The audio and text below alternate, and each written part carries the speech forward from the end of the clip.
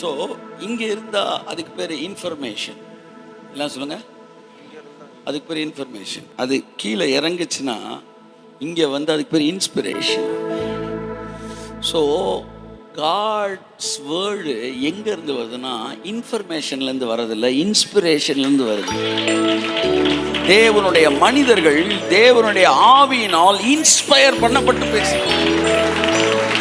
நான் இப்போ உங்களுக்கு சொல்கிறேன் சார், இந்த சர்ச்சு கடவுளோட சத்தத்தை கேட்கிற சர்ச்சு. எதை வச்சு சொல்கிறேன்னு சொல்லவா? இங்கே பாருங்கள், நீங்கள் 500 பேர் இருக்கீங்க, நீ 5000 பேருக்கு சமம். ஏன்னா எத்தனையோ பேர் இங்கே வராதன்னு சொன்னதுக்கப்புறம் நீ வந்திருக்கீங்கன்னா சத்தியமாக கடவுள் சத்தத்தை கேட்குறாள் தான். நீங்கள் ஒரு பிதாவின் சத்தத்தை கேளாவிட்டால் என்னிடத்தில் வரான்னாரு. ஒரு கான்ட்ரவர்ஷியல் பர்சனாலிட்டி கூட நீ இருக்கிறீனாலே நீ கடவுளோட சத்தத்தை கேட்டுக்கிட்டு இருக்கன்னு அர்த்தம்.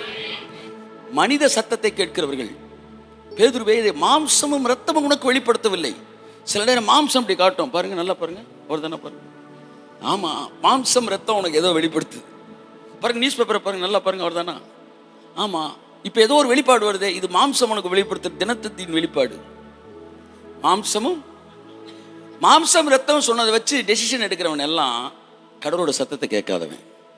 ஆனா பேதுருவை பார்த்து சொன்னார் கர்த்தர், இதை பரலோகத்தில் இருக்கிற பிதாவே உனக்கு இதை வெளிப்படுத்தினார்.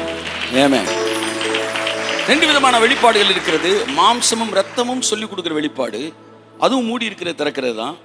இன்னொன்று பரலோகத்தில் இருக்கிற பிதா சொல்லி தருகிற வெளிப்பாடு. சிலர் எரேமியா என்றார்கள், ஏனென்றால் அவர் அழுது கொண்டிருந்தார்.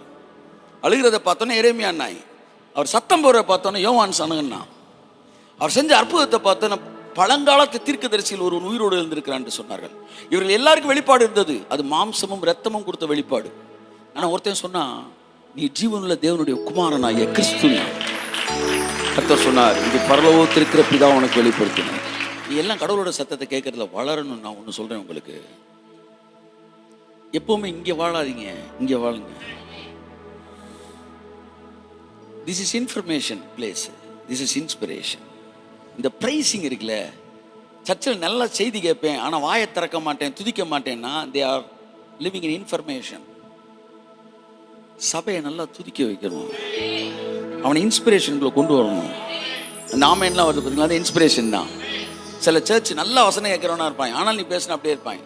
அது என்னன்னா இன்ஃபர்மேட்டிவ். ஸோ மனுஷனுக்கு இன்ஸ்பிரேஷன் வேணும். அந்த இன்ஸ்பிரேஷன்லாம் கடவுள் உள்ள வருவார்.